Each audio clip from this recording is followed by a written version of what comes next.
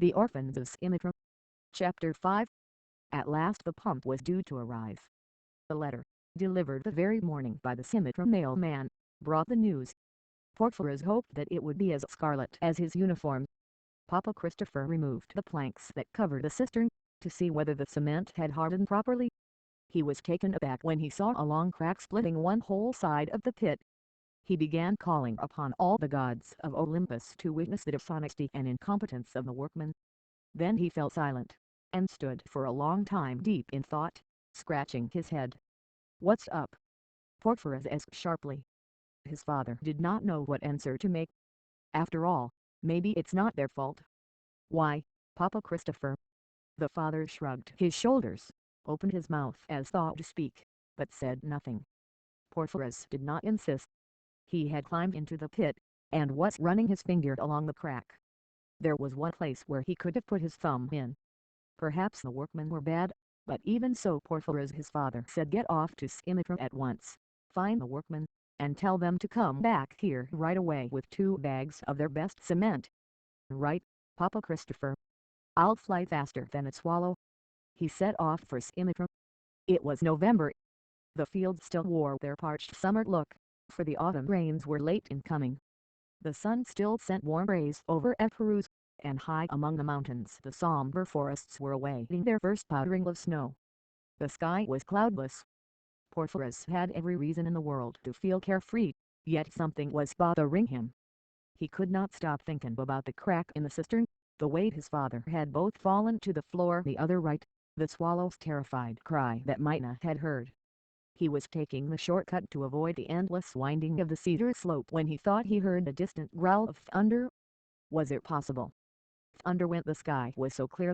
Where would a storm come from? Perhaps it was guns fired by soldiers at Arctic. No, it couldn't be that, either. The maneuvers had finished 3 weeks before. What then? What nonsense, he said to himself. I'm getting scarier than a lizard. It's only the quarrymen on the hillside letting off a charge of dynamite. Deciding on that sensible explanation, he continued on his way. When he came to Simitra, he discovered that the workmen were off on a job somewhere else and would not be back until noon. Papa Christopher had told him to be sure to see the workmen himself, to explain what had happened and persuade them to return with him immediately. He waited, but at 12:30 the workmen had still not come back. He made the wife of one of them promise to see to it for him, and then set off for home. He knew that his family, at that hour of the day, would be eating, but since his errand was done, there was no need to hurry.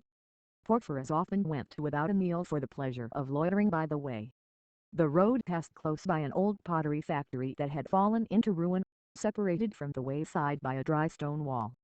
The whole stretch of this wall had fallen down. "That's queer," he thought. "It was standing all right when I came down not long ago." And then he began to laugh.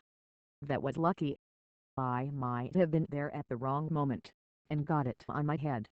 Stones had rolled to the middle of the road, and he picked them all up. Since his little effort with the nails, he was full of concern for cars. Besides, there was no need now for accidents.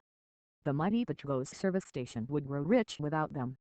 In the distance, far behind him, he heard 1 o'clock striking. At home they will be having their cheese, he said to himself. So well, never mind. And did not bother to hasten his step.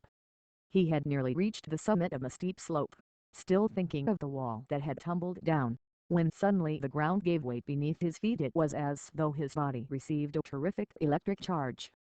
He staggered and fell heavily to the ground, his heart gripped with a terrible pain. The blood drained from his face and he began to tremble, not daring to make any attempt to get up. Almost at the same moment the whole countryside moaned, as if a devastating storm were about to break, in spite of the cloudless sky. The moaning lasted a long time, echoing back from the mountains, while near at hand the leaves of the cedars went on shaking frenziedly. He turned his head at the sound of falling stone. The rest of the wall was crumbling. Now he understood. It was an earthquake. Pictures flashed through his mind. Things that had puzzled him became clear: the 2 fallen pictures in the loft, the reluctant swallow, and above all, the crack in the cistern. The earth was shaking. Perhaps it would go on shaking, split open before him, and swallow him up. There were 2 of 3 more mighty heavings, followed by distant rumblings, and the same quivering of the leaves. Then they grew less. At that moment Porphyrius came to himself. He thought of his home, of Mina. She must be terrified out of her wits about him. He must set her mind at rest. With great difficulty he got to his feet.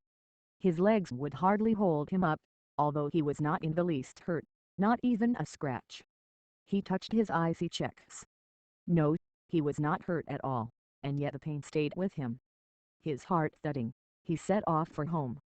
Turning to look towards Simitra, hidden at the bottom of the slope, he saw a tall column of black smoke rising steadily into the tranquil sky. The whole countryside had suddenly plunged again into a terrifying silence. No more chirping of grasshoppers, no bird song, nothing any more but a great stillness. He began to run across the fields. Uprooted olive trees were lying like dead bodies on the ground. As he drew near home, an inward fear increased his agony. He climbed a small mound to see the house sooner and stood rooted to the spot.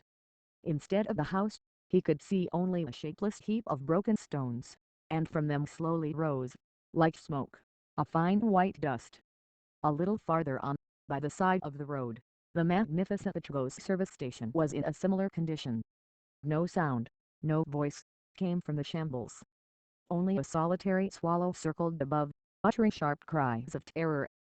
Porphyrius, his face distorted, stood there paralyzed, looking with eyes grown haggard. Then a great cry of horror burst from him. Beside himself with terror, he fled at breakneck speed across the dead countryside.